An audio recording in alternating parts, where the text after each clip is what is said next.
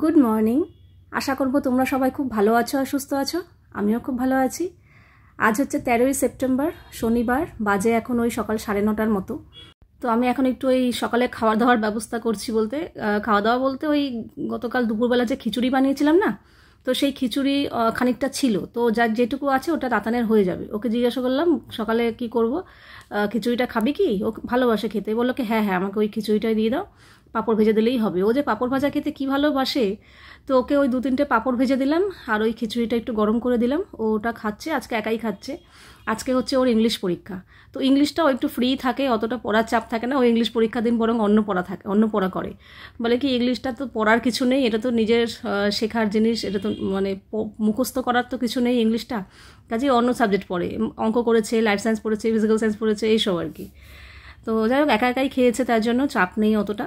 তবে ওকে চুলটা বেঁধে দেবো, কারণ চুলটা না ও ঠিক মতো মানে সুন্দর করে বাঁধতে পারে না। আর আমাকে বলে তুমি একটু সুন্দর করে বেঁধে দাও। তার মধ্যে আবার গতকাল শ্যাম্পু করেছে, আরও উস্কো খুস্কো চুল, মানে তেল দেওয়া চুলে তবু একটু থাকে। তো বলছে তুমি সুন্দর করে বেঁধে দাও। তো চুলটা ওকে বেঁধে দেবো একটু পরে, ও খাচ্ছে খাক, ততক্ষণে আমি কিছুটা কাজ সারি। সকালবেলা তো উঠে অনেকটা কাজ সারা হয়েই গেছে, এখন আবার এই পরের পার্ট চলবে আর কি। আর আমি খাবো বলতে ও খিচুড়িটা পুরোটা খেতে পারিনি, ওই 3 ভাগের মতো খেয়েছে, 1 ভাগ রেখে দিয়েছে। তো ওটাই আমি একটু মুখে দিয়ে দিয়েছি, ফেলে দেবো নষ্ট করবো, ওটাই একটু মুখে দিয়ে দিয়েছি। একটা পাঁপড় ভাজাও ছিল, আর পরে আবার ওইটুকুতে হবে না বলে পরে আমি আবার একটা ডিম সেদ্ধ করে খেয়েছি। এই হয়ে গেছে আজকের জলখাবার, কিছু করতে হয়নি। আর ওখানে আমার বিছানার চাদর 2টো জমেছিল, কাচতে দেওয়া হচ্ছিল না, তো সেই দুটোই কাচতে দিয়ে দিলাম। আর এখানে কিছু হাতে কাচার জামাকাপড় ছিল, সেগুলোও ভিজিয়ে দিলাম। স্নান করার আগে কেচে বেরিয়ে আসবো। যা রোদের তাপ আর যা গরম, ও মেলার সঙ্গে সঙ্গে বিছানা চাদর পুরো শুকিয়ে যাচ্ছে। তো কাজেই মেলা নিয়ে কোনো চাপ নেই। ওয়েদারটা খারাপ থাকলে একটু জামাকাপড় মেলা নিয়ে চাপ, কাজেই ওই যে মেশিনেও কাচতে দিলাম, এখানে হাতেও কাচতে দিলাম, কোনো চাপ নেই, ও শুকিয়ে যাবে। এমনকি আমি যদি রাতেও মেলে দিই না, ও যেটুকু হাওয়া থাকে ও পরের দিন সকালবেলা দেখি প্রায় শুকিয়েই গেছে, 99% শুকিয়ে গেছে। তবু আমি রেখে দিই একটু রোদের তাপ খাওয়ানোর জন্য আর কি। তো ওদিকটা কিছুটা কাজ সেরে এই এখন তাতানকে চুল বেঁধে দেবো, আর ওদিকে ওর মৌসুম্বির জুসটাও করে রেখে এসেছি, ও বেরোনোর আগে খেয়ে বেরিয়ে যাবে। তারপরে ও স্কুলে বেরিয়ে যাবে, তারপরে আমি আবার আসবো রান্নাঘরে দুপুরের রান্নাবান্নার জন্য। আচ্ছা, সর্বরী বসু নামে আমাকে একজন কমেন্ট করেছো যে তোমাদের যে লিফট আছে, পাম্পের ঘর আছে, তারপর মানে ফ্ল্যাট যদি রং করাতে হয় কিংবা পাম্প যদি খারাপ হয়ে যায়, লিফট যদি খারাপ হয়ে যায়, পুরো ফ্ল্যাট যদি মেনটেন করতে হয়, তো তোমাদের কি ফ্ল্যাটে কোনো মিটিং কিংবা সেক্রেটারি কিংবা ফান্ডের ব্যবস্থা আছে? তোমাদের কি মেনটেনেন্স দিতে হয়? হ্যাঁ, তুমি যেগুলো বলেছো সেগুলো সব কিছুই করতে হয়। প্রত্যেক মাসে আমাদের একটা মান্থলি মেনটেনেন্স দিতে হয়, যাতে যখন কিছু খারাপ হয়ে যাবে তখন যাতে আমাদের ওপরে এসে চাপটা না পড়ে।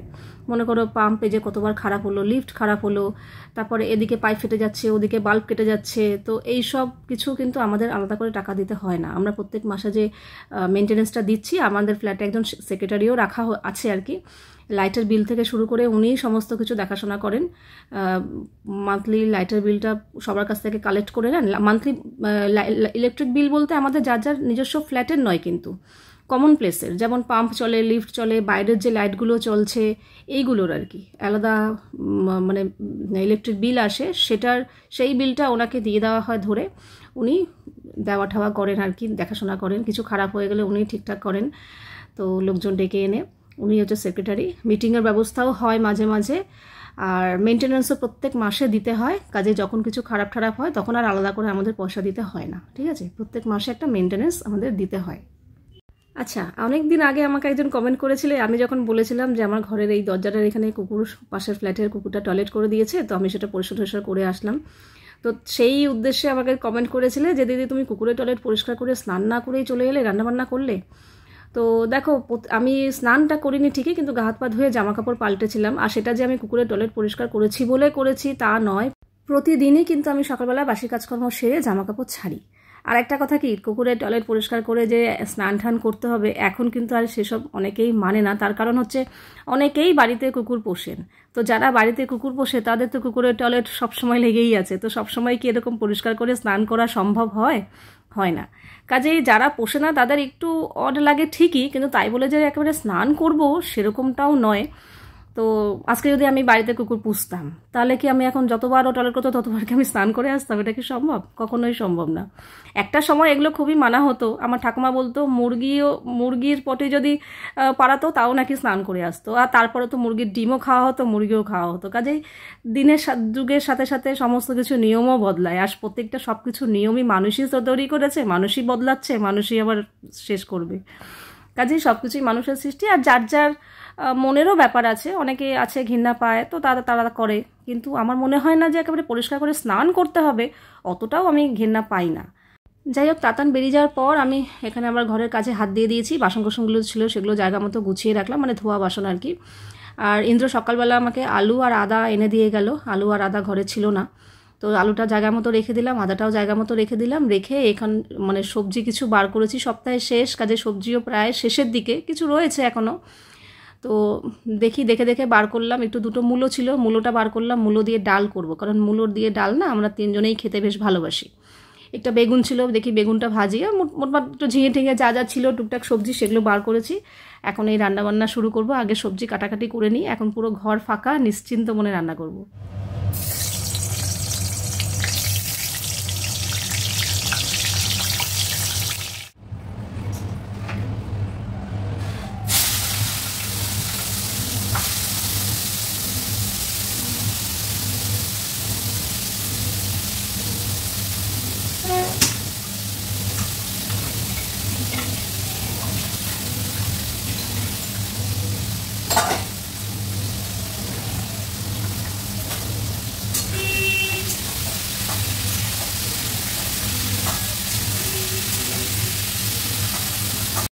আমার অনেকেই নতুন বন্ধু আসো যারা অনেকেই অনেক কিছু আমার সম্পর্কে জানো না, তো তারা আবার রিপিট কোশ্চেন করছো। তার মধ্যে একজন আছে রিঙ্কা ব্যানার্জি, আমাকে কোশ্চেন করেছো তাতা নিরামিষ কেন খাচ্ছে। তো এই ব্যাপারে অনেকবার আগে বলেছি, তো মনে হয় তুমি নতুন বন্ধু, আবারও বলছি।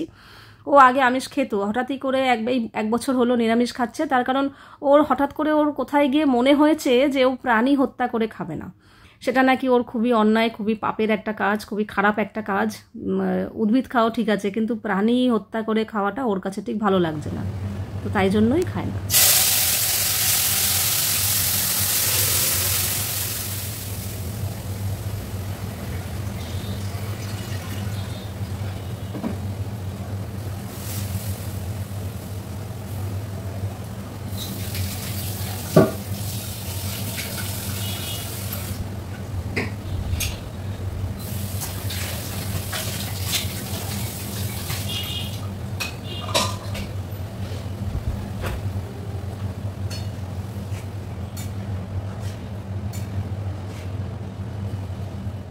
শুকনো লঙ্কা ফোড়ন দিয়ে মূলো দিয়ে ডাল করলাম, নামানোর আগে একটু ধনেপাতা দিয়ে দিলাম, ব্যাস।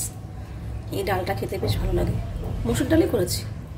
হালকা ফুলকা বৃষ্টি পড়ছে আর ওয়েদারটা মেঘলাও হয়ে গেল, কিন্তু ভেতরে ঘেমে ঝেমে আমি অস্থির রান্না করতে করতে। যাই হোক, মোটামুটি রান্না শেষের দিকে।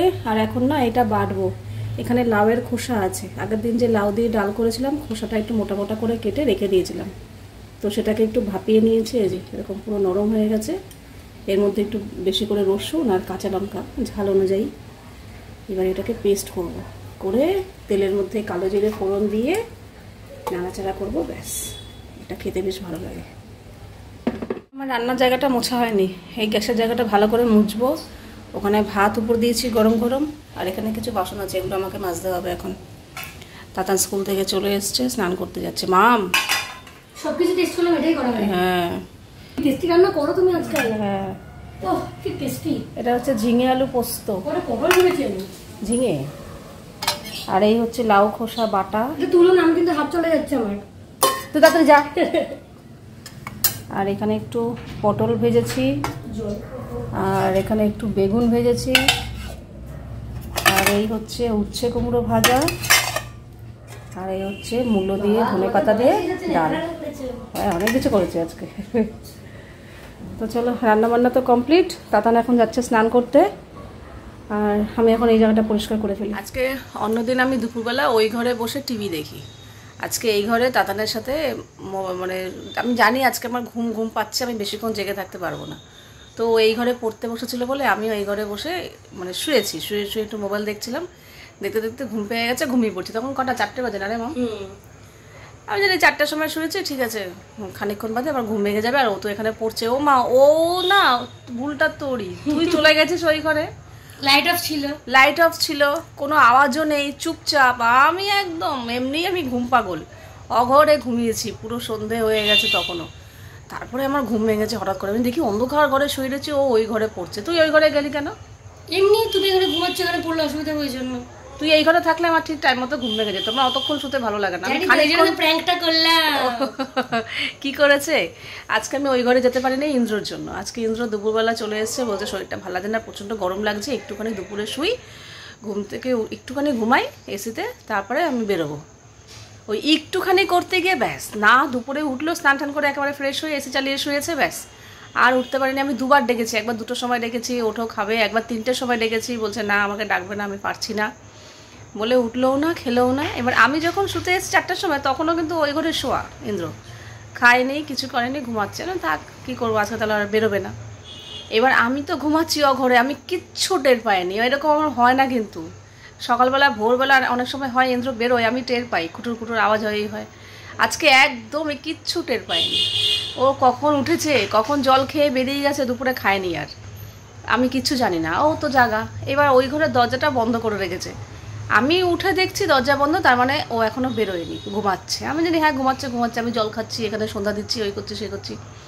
আমি বলছি, যেই দরজা খুলেছে দেখি ও নেই, ইন্দ্র বাড়ি ঘরে নেই। ও বলে কি, তাহলে মানে দেখো বাথরুমে গেছে। আমি বাথরুমের দরজা দেখছি না বন্ধ, তখন হাসছে, বলে কি এ বাবাই বেরিয়ে গেছে। 5টা 5:30 নাকি? হ্যাঁ। কটায় বেরিয়েছে? 5:30? 5:30 নাকি? 5:30 সময় ও বেরিয়ে গেছে ঘুম থেকে উঠে, আর আমাকে বলেইনি। আমি জানি ও এখনো ঘুমাচ্ছে ওই ঘরে। চোখটা ব্যথা করছে না, এই নাকটা খোটাখুটি করার জন্য জানি না। এখন কি করলো জানো তো, ও তো নাকেরটা পরে না। তোমাদের মধ্যে অনেকেই কমেন্ট করো, ও নাকের পরে না, কানের পরে না, রিং পরে না। তো রিংটা মাঝখানে কদিন পরেনি, ওর বাবাই দেয়নি। বাবাই দেয়নি বলে? আমি কিন্তু দেইনি বাবাকে নিজে থেকে, এটা বাবাই চেয়েছিল আমাকে দিয়ে দিতে, বড় হলে পড়বি, তুই এখন সামলাতে পারিস না।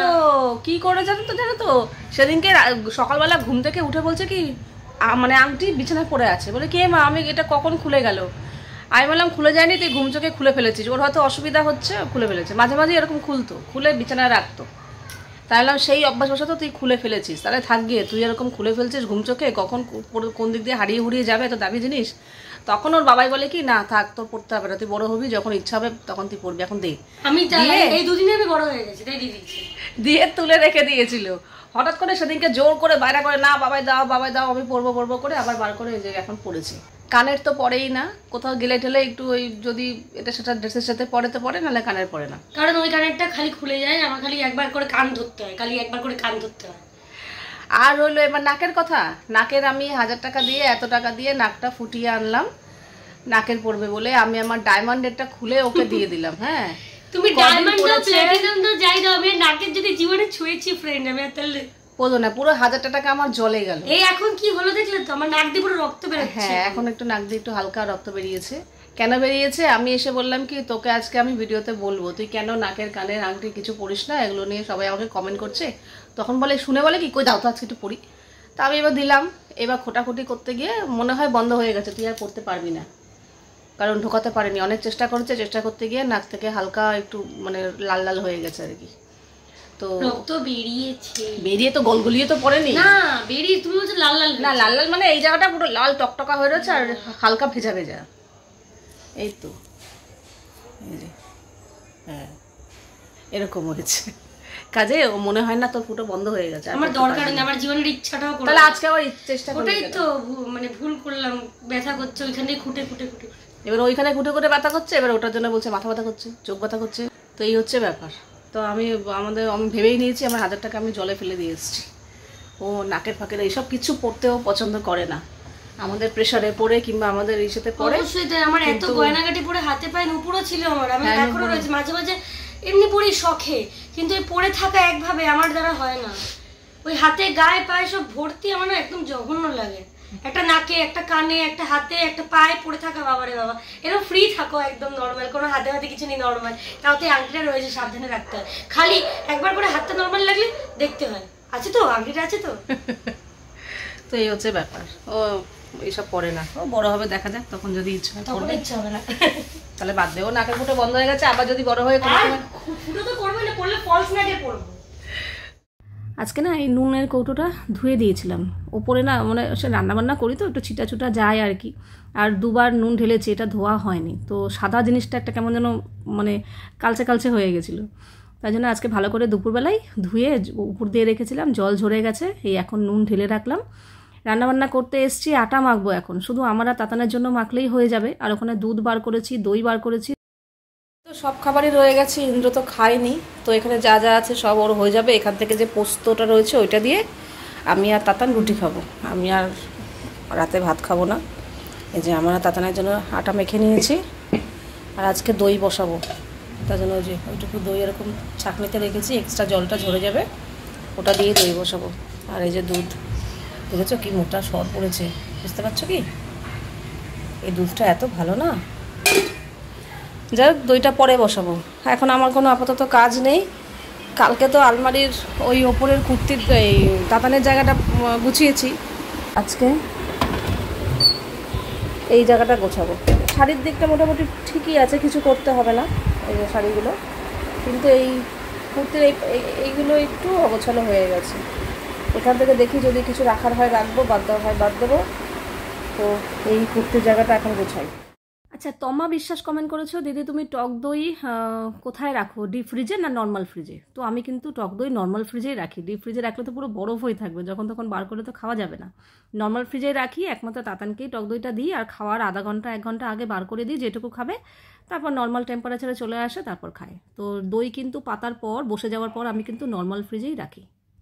এই যে সমস্ত কুর্তিগুলো ড্রেসগুলো আলমারি থেকে বার করলাম, এই একগুচ্ছ হয়েছে, এবার এখান থেকে দেখি কোনটা রাখবো কোনটা রাখবো না, আলমারি এই জায়গাটা পুরো ফাঁকা, আবার এই জায়গাটা গুছিয়ে নিয়েছি, এইখানে ওদিকে পেছনে ওই লেহেঙ্গা, তারপর বড় বড় একটু কিছু লং ড্রেস, ওগুলো আমার লাগেও না সবসময়, এই জন্য ওই পাশটা রেখে দিয়েছি, আর এইখানে কিছু তোলা তোলা মানে একটু এদিক ওদিক বেরোলে পরি, এগুলো এখানে রেখেছি। আর এই একটা কুর্তি আবিষ্কার করেছি, যেটা একেবারে নতুন, পরাই হয়নি, এটা ভাই ফোটার সময় গত বছর পুজো টুজো মিটে যাওয়ার পর নেওয়া হয়েছিল, তো এটা পুরো নতুন রয়েছে, এটা পরিনি, তো এটা এবার পুজোর সময় ভাঙবো,